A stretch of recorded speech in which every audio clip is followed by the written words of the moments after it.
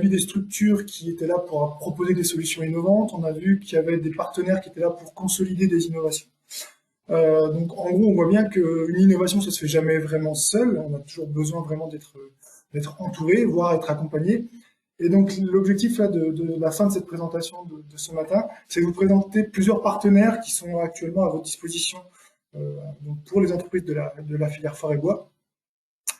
Donc il y aura trois partenaires différents qui vont être présentés ce matin. Donc FIBOA Aura, ou plutôt plus généralement les interprofessions qui peuvent être là pour accompagner les entreprises de la filière plus globalement, mais également sur la partie innovation. Auvergne de Rhône-Alpes Entreprises, et il y aura Julie Gracien qui interviendra pour parler un petit peu des missions innovation de l'organisme. Et également, on abordera le sujet des pôles de compétitivité qui sont là également pour accompagner les projets innovants des entreprises de la filière. Donc sur l'interprofession, le rôle des interprofessions, c'est moi qui garde la main pour vous présenter un petit peu quel est notre rôle et comment on peut aider les entreprises de la filière en ce qui concerne l'innovation. Donc là, on a juste remis une carte. J'ai juste remis une carte de l'interprofession, donc FIBOA, qui rayonne sur la grande région Auvergne-Rhône-Alpes.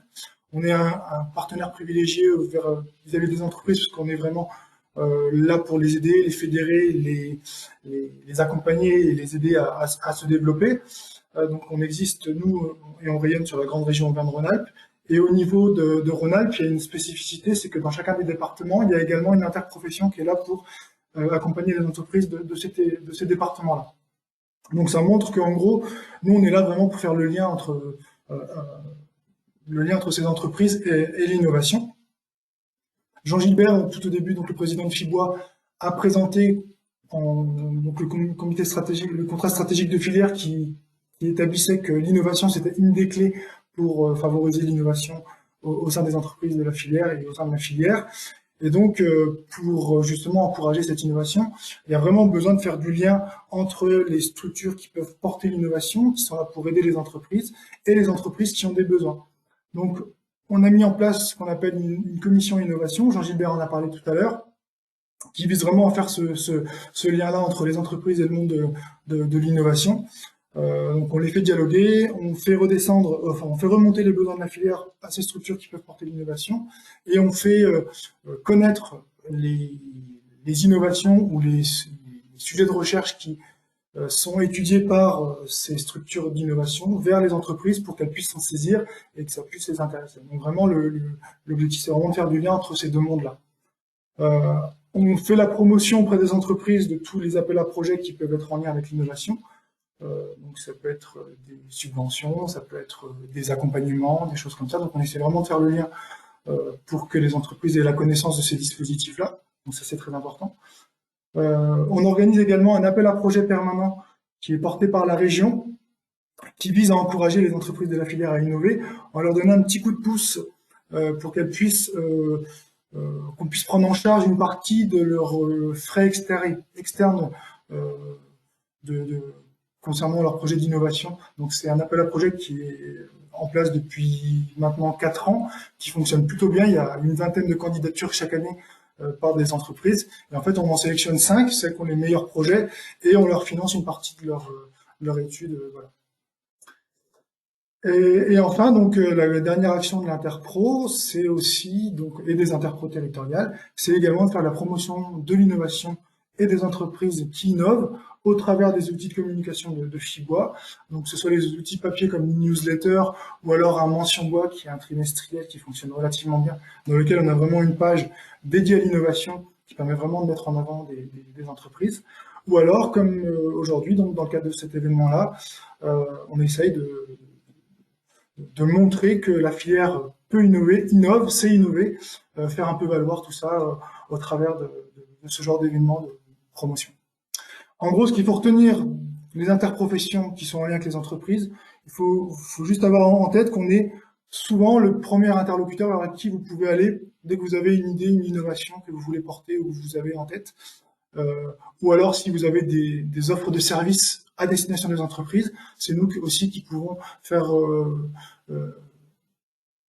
transmettre l'information aux entreprises. Voilà. Donc vraiment, on est la porte d'entrée on va dire. On n'a pas d'accompagnement spécifique, mais on a plus vocation à être une porte d'entrée et un lien entre le monde de la recherche et de l'innovation et les entreprises de la filière. Voilà. Si vous avez des questions, n'hésitez pas. Vous avez mes coordonnées également, vous pouvez y aller. Je vais maintenant passer la parole à Auvergne-Rhône-Alpes Entreprises, donc à Julie Gratien. Je vais vous demander, Julie, d'allumer votre caméra. Je vais vous donner la main pour que vous puissiez passer les diapositives. Tac. Et je vous laisse la main. Donc bonjour à tous, Julie Gratien, Auvergne Entreprises. Donc déjà, merci beaucoup à Fibois pour l'organisation de cet événement. Merci à Nicolas de nous avoir associés à la démarche. Donc moi, je vais simplement vous dire un petit mot très bref sur nos missions. Donc le Auvergne-Rhône-Alpes Entreprises est missionné par la région pour accompagner les entreprises du territoire dans leur démarche de développement. Donc on a une offre de services qui s'inscrit autour de plusieurs briques que j'ai listées ici. Donc tout ce qui va être développement économique des entreprises. On a également un volet sur l'emploi, la formation, donc recrutement, montée en compétences de vos collaborateurs, et puis également le volet positionnement à l'international. En parallèle de ces trois actions, en ce qui me concerne, je suis rattachée moi à la cellule innovation. Donc la mission de ce service, c'est d'accompagner les entreprises, donc plutôt les PME industrielles et de services à l'industrie, dans leur démarche de développement technologique et d'innovation. Donc très simplement, nos missions, elles vont consister en des démarches assez amont de sensibilisation des entreprises, donc comme c'est le cas de l'événement organisé par Fibois ce matin. Donc apporter de l'information technologique aux entreprises. Dans un second temps, donc cette sensibilisation, elle peut se faire via des événements thématiques, mais également lors de rendez-vous individuels. Et l'idée de ces actions, c'est de détecter et de formaliser des besoins d'innovation et de développement auprès des entreprises, donc qui souvent viennent répondre à des problématiques industrielles. Et pour poursuivre cette phase de détection, nos missions vont donc consister à identifier pour l'entreprise des moyens d'action, donc qu'il s'agisse de moyens techniques, notamment la sollicitation de partenaires, donc ça peut être des écoles, des laboratoires, des entreprises. Et bien évidemment, en parallèle de ces moyens techniques et humains, c'est la mobilisation de ressources financières. Donc je vous ai mis, donc je regarde si ça avance doucement. Je vous ai mis des exemples de leviers qui peuvent être mobilisés. Donc ça reste ouais, la slide apparaît. Donc des exemples de leviers qui peuvent être mobilisés pour des entreprises industrielles qui seraient pas forcément familiarisées avec la démarche d'innovation. Donc, c'est pas une liste exhaustive, ça reste quelques exemples très succincts. Donc, on a des aides qui sont proposées par la région qui permettent notamment d'être accompagnées dans sa réflexion autour de l'industrie 4.0, de l'industrie du futur pour l'intégration de nouvelles technologies, toujours dans cette volonté de gagner en performance industrielle. On a également un autre levier qui est proposé par BPI, qui est le diagnostic innovation, qui permet d'être accompagné financièrement sur la sollicitation d'une prestation technique externe. Et puis voilà, j'ai mis à titre d'exemple le diagnostic usage ou encore intelligence artificielle, design. Tout ça pour vous dire qu'effectivement, on a des outils qui, lorsque l'on est une entreprise traditionnelle, pas forcément familiarisée avec l'innovation, permettent de déjà amorcer une première démarche de réflexion et de déboucher peut-être dans un second temps sur des outils plus conséquents que peut, par exemple, proposer BPI sur de l'aide à la faisabilité ou de l'aide au développement d'une innovation. Donc voilà, je ne vais pas m'étendre plus. Merci encore une fois à Nicolas, à Fibois de nous avoir donné ce temps de parole. Et bien évidemment, je reste à votre disposition si vous avez des questions. Et donc, j'ai aussi cité mon collègue Pierre-Olivier Estève, sachant que nous sommes tous les deux rattachés à l'antenne Puy-de-Dôme, mais que l'agence dispose de relais de proximité sur l'ensemble de la région. Merci beaucoup. Merci beaucoup, Julie. C'est gentil. Je t'invite maintenant à retirer ta caméra si tu peux, s'il te plaît. Et je vais donc passer la parole maintenant au pôle de compétitivité. Donc, il y en a deux qui seront là. Donc, il y a Philippe Le Thuot qui représente le pôle de compétitivité Accéléra et Aurélie Jarin qui va normalement connecter sa caméra pour être également visible. et pour pouvoir vous présenter, donc, dans un premier temps, l'action commune, enfin, qu'est-ce qu'un pôle de compétitivité, à quoi ça sert, et ensuite un peu les spécificités de chacun des deux pôles qui sont aujourd'hui présents. Euh, Aurélie, je sais Bonjour pas. Nicolas. Non, j'aurai pas de caméra ce matin. Ah oui, c'est vrai, tu me l'avais dit, je Euh, crois. Excuse-moi, oui. Pardon. ouais, Très bien. Bah écoute, je vous te laisse aurez la main. Je vais juste vous passer. Il faut juste que je passe la main à Philippe. Philippe, est-ce que tu peux passer aussi les diapos pour Aurélie, s'il te plaît, parce que j'arrive pas à la retrouver dans la liste là pour l'instant.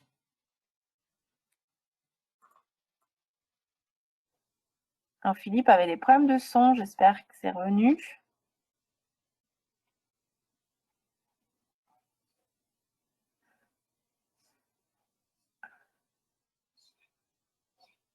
Nicolas, on n'entend pas Philippe. Je vois ses lèvres bouger, mais on l'entend pas.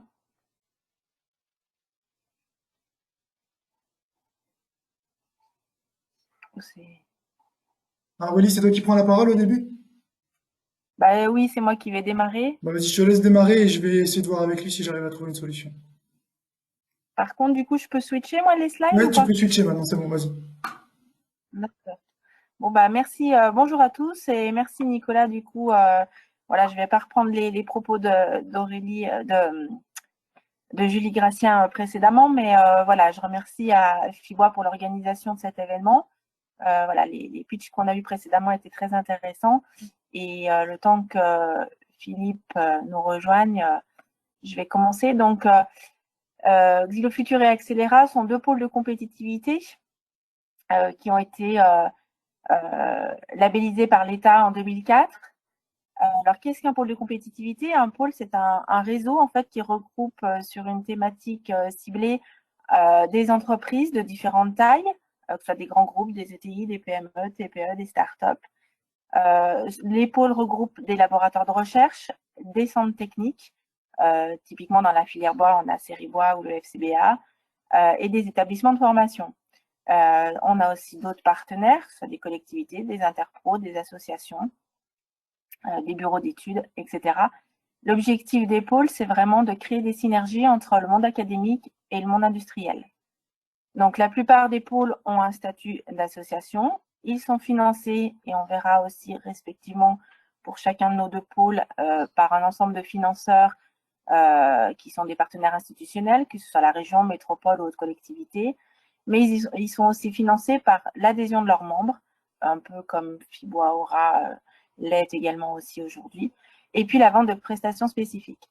La vocation des pôles, c'est uniquement soutenir l'innovation, favoriser le développement des projets collaboratifs de recherche et de développement en lien, j'insiste bien sur ce mot-là, en lien avec l'innovation, créer de la croissance et de l'emploi en permettant aux entreprises d'aller chercher de nouveaux marchés.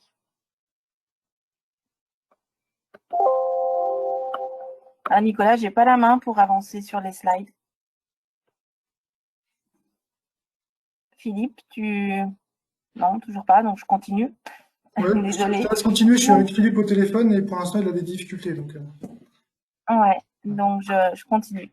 Donc, oui, pour expliquer, je m'excuse, hein, mais on avait prévu de faire à deux voix, en fait, ces présentations-là. Donc, voilà. Donc, sur l'ensemble du territoire français, il y a 55 pôles de compétitivité en France. Plus précisément, l'implantation d'Accélera donc, est sur la région Auvergne-Rhône-Alpes, avec un bureau à Solèze dans le Rhône et à Clermont-Ferrand dans le Puy-de-Dôme. Xylo Futur, vous le verrez dans ma présentation, en fait, est un pôle d'origine néo-aquitain, enfin aquitaine, et aujourd'hui néo-aquitain, depuis 2005. Et dans le cadre de la phase 4 des pôles, a prévu un déploiement sur tout le territoire national dans les 3 ou 4 années à venir. Donc, une antenne a été ouverte sur le plateau d'Hauteville dans l'Ain pour l'antenne Auvergne-Rhône-Alpes en juillet 2019. Et il est prévu d'ouvrir une antenne à Nantes et à Dijon pour respectivement Pays de la Loire, Bourgogne-Franche-Comté en 2021. Pour 2022, ça devrait être pour Grand Est, Occitanie aussi certainement. Voilà un petit peu du coup le tissage et le maillage un petit peu des pôles de compétitivité sur le territoire français.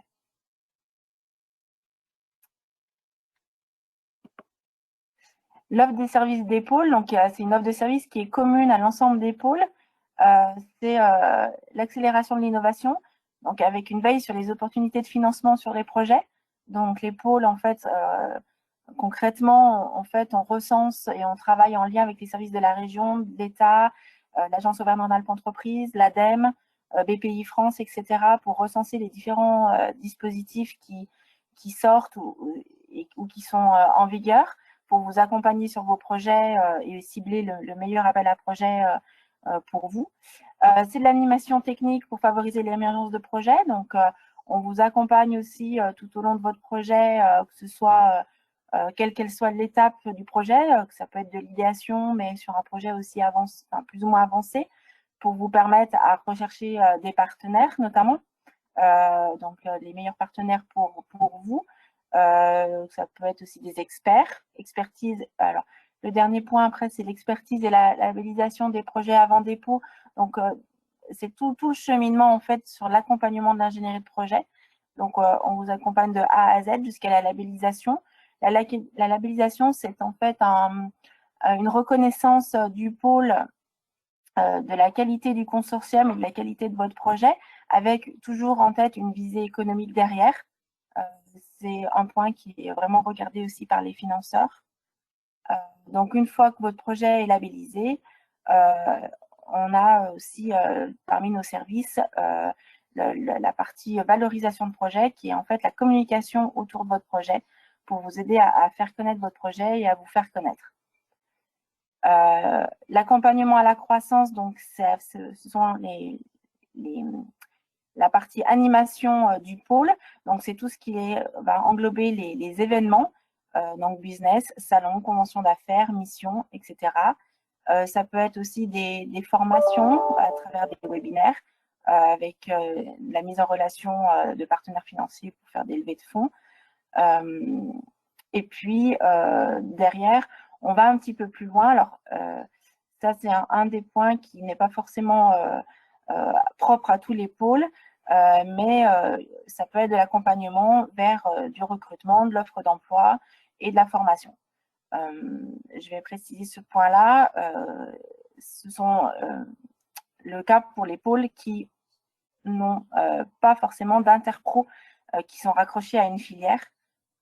Nous, dans la filière bois, puisque c'est l'objet de la réunion d'aujourd'hui, on a l'interprofession qui remplit cette mission.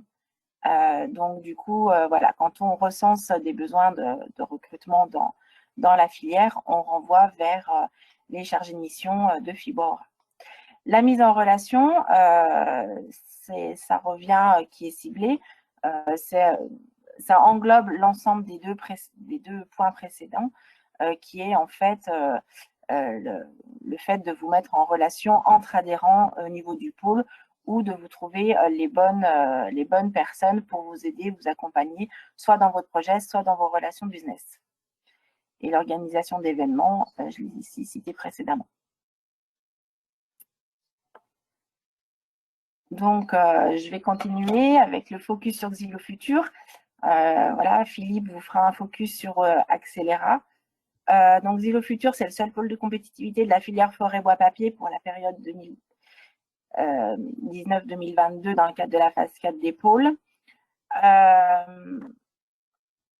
Il couvre l'ensemble de la filière forêt bois. Philippe, tu peux... Est-ce que tu m'entends là du coup? Oui. Ah, ok. Merci Philippe.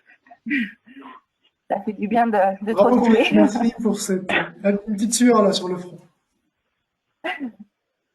Donc, Xylo Futur, c'est un pôle qui est fondé en 2005. Il a été fondé au départ, donc, comme je l'ai dit précédemment, par anciennement la région Aquitaine. Il s'appelait initialement Industrie et pain maritime du futur, puisque le pain maritime était l'essence principale parmi d'autres en Nouvelle-Aquitaine, mais voilà, c'était l'essence qui était la plus travaillée dans les projets d'innovation. Et très vite, le pôle, en fait, a évolué pour devenir Xylo Futur dès 2009. Et comme on voit sur la flèche, en fait, il y a une croissance exponentielle du pôle avec une augmentation des adhérents en lien aussi avec l'augmentation de l'équipe de permanents qui est passée de 2,5 ETP en 2009 à une équipe aujourd'hui où on est 13 ETP en 2020. Je vous laisse avancer. Donc, comme je l'ai dit, les pôles sont financés par différents moyens, enfin voilà, les adhérents, mais aussi les financeurs qu'on a représentés sur cette slide-là. Donc, au départ, c'était vraiment la région Nouvelle-Aquitaine qui a commencé à financer le pôle. Et depuis 2019, avec l'ouverture de l'antenne, la région Rhône-Alpes nous finance aux côtés du département de l'Ain et au budget de l'éducation. On est partenaire programme européen, donc l'Europe aussi nous finance. FIBOA, à travers la commission innovation et les missions de Nicolas, aussi contribue à l'implantation de l'antenne en Auvergne-Rhône-Alpes. Voilà, bon, je ne vais pas tous les citer, mais voilà, ils sont tous présents sur la slide. Donc Zilo Futur, donc le réseau d'adhérents, aujourd'hui on est même à 218 adhérents, vraiment croissant avec l'ouverture des antennes. La répartition des membres en fait est vraiment propre et spécifique à notre filière, à savoir qu'on a une majorité de TPE, PME qui est adhérent au pôle. On a aussi les organismes de recherche ou de formation et puis quelques institutionnels et associations.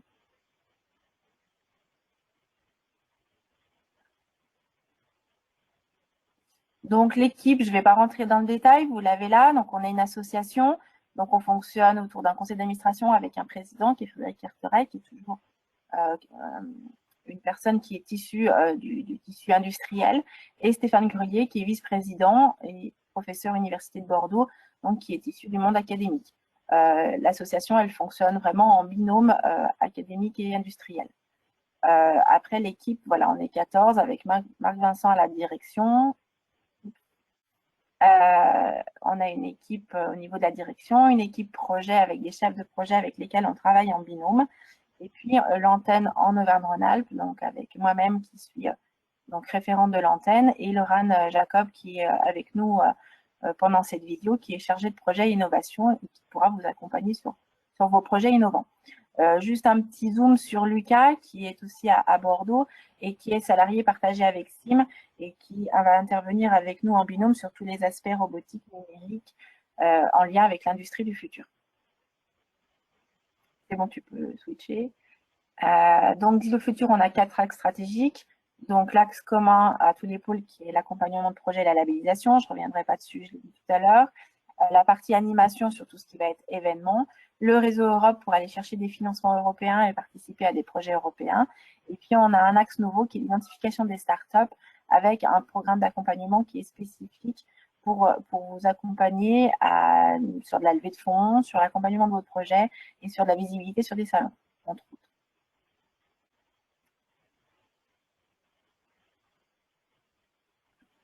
Donc, les domaines d'activité de Xylo Futur, on couvre l'ensemble de la filière forêt, bois, papier, chimie. On retrouve donc sur les slides suivantes, je ne rentrerai pas dans le détail parce que je vois que l'heure tourne, mais voilà, on couvre vraiment l'ensemble de l'amont à l'aval de la filière en passant par la chimie du bois et le bois énergie, la construction bois, la partie transformation du bois, etc. On a 2 domaines qui sont transversaux, qui sont le bas carbone et la bioéconomie, qui permettent de répondre à des appels à projets dans lesquels les enjeux sont clairement à expliquer. Donc, voilà, les slides, on va aller vite. Merci. Les projets labellisés depuis l'ouverture du pôle depuis 2005 sont au nombre de 241 projets pour un budget de 422 millions d'euros au global. Et il faut savoir que du coup, ça a permis de mobiliser presque 100 millions d'euros de fonds publics. Voilà. Donc, la répartition des projets par DAS qu'on a vu précédemment. On a beaucoup de projets sur l'amont forestier, ce qui n'est pas contradictoire, puisque du coup, qui est vraiment en lien avec le démarrage du pôle, qui était vraiment orienté sur l'amont. Aujourd'hui, on a l'équilibre qui remonte avec la partie construction bois et notamment les nouveaux usages du bois avec la chimie du bois.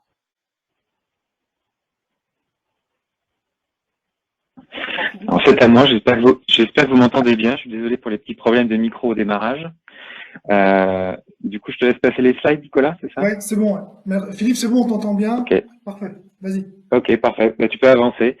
Donc, en ce qui concerne le pôle Accélérate, donc on a été créé en 2005, nous aussi, avec par 6 membres fondateurs, 2 industriels de la chimie, 2 industriels de l'énergie et de l'environnement et 2 acteurs majeurs de la recherche qui sont l'IFPEN et le CNRS. Et on possède un membre premium qui est Michelin, qui nous a rejoint depuis 2 ans. Tu peux passer sur cette slide. Donc le pôle fédère et anime un réseau de compétences scientifiques et industrielles vraiment centré sur la chimie et l'environnement. Et avec 367 adhérents fin 2019, donc 40% de PME, Accélera a réuni des savoir-faire vraiment multiples. Tu peux passer la suivante.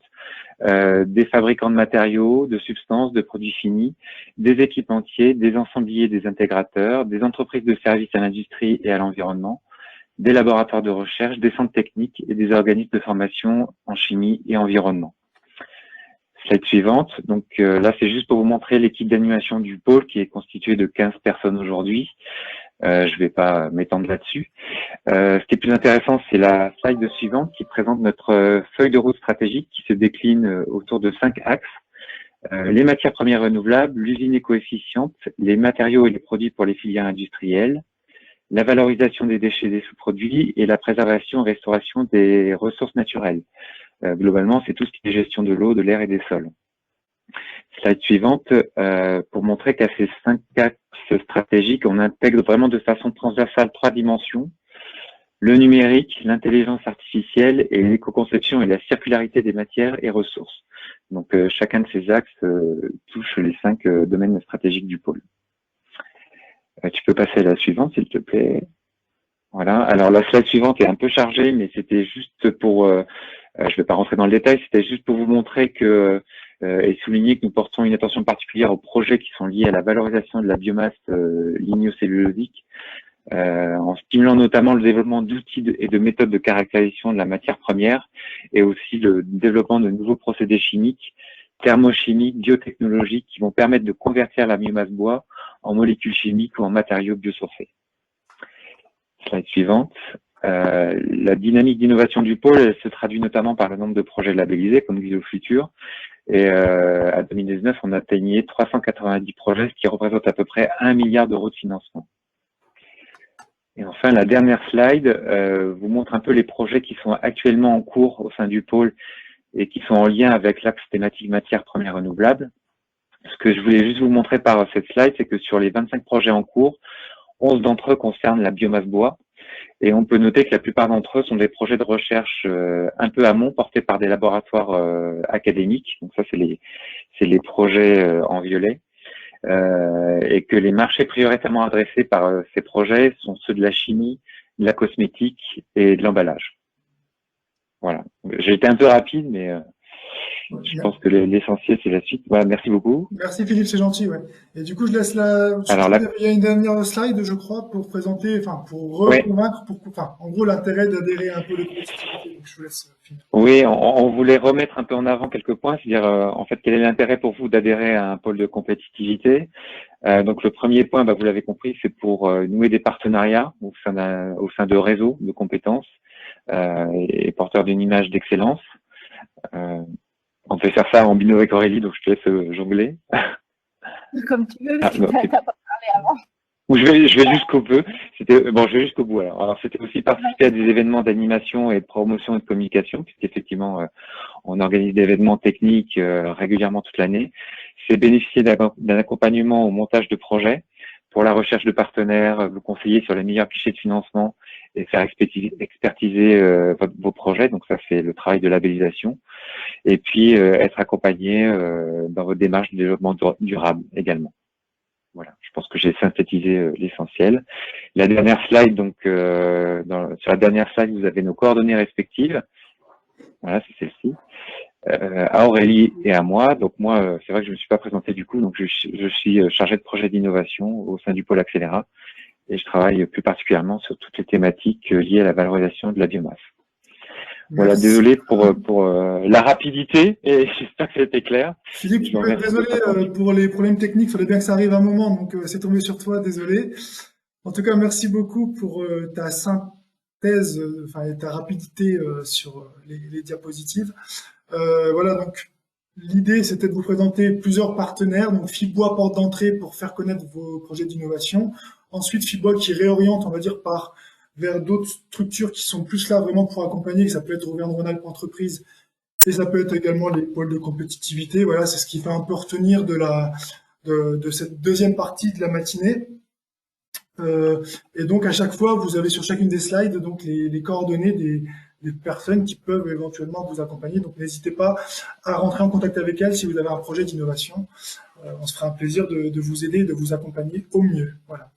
Merci beaucoup Philippe, merci beaucoup Aurélie.